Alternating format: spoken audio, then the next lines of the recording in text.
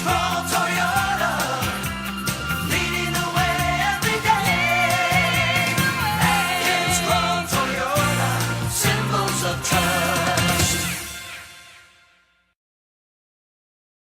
This is a for-profit hospital that will have the effect of taking away paying patients from Guam Memorial Hospital, resulting in our only public hospital becoming even more in debt.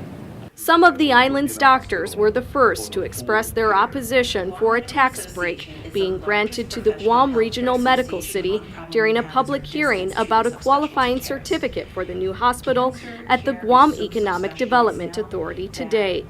In his testimony, Dr. William Weir said the private hospital would cherry-pick its patients, sending the uninsured to Guam Memorial Hospital.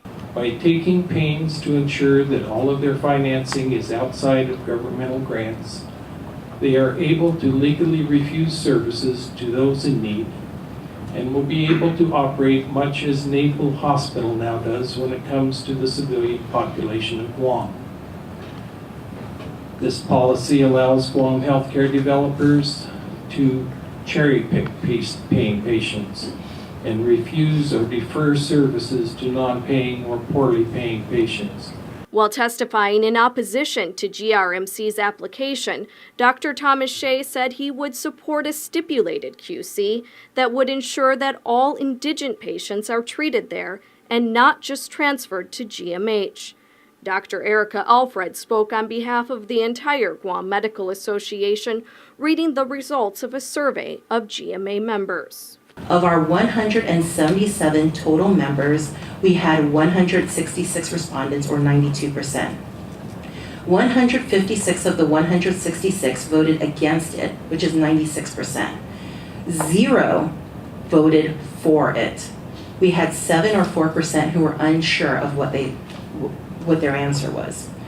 Clearly, the overwhelming majority of the Guam Medical Association membership is against the tax waivers as requested by the Guam Regional Medical City, and not just a handful of doctors as believed by some.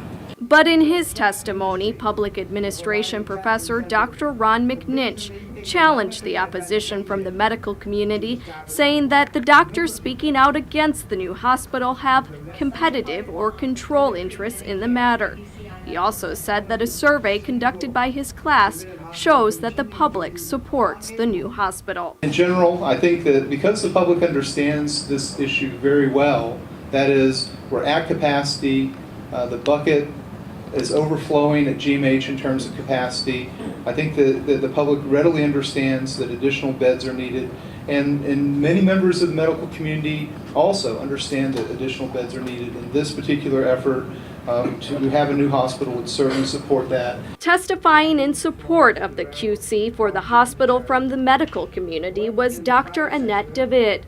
Dr. David said Guam is behind even some Micronesian islands in providing an adequate number of hospital beds per capita. 10 beds per 10,000 people, and the ideal number is 32.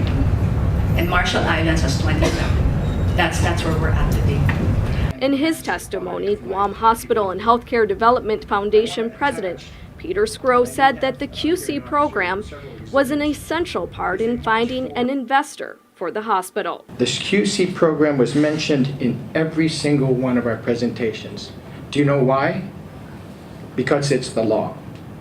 It's not greed, it's not a loophole, it's the law.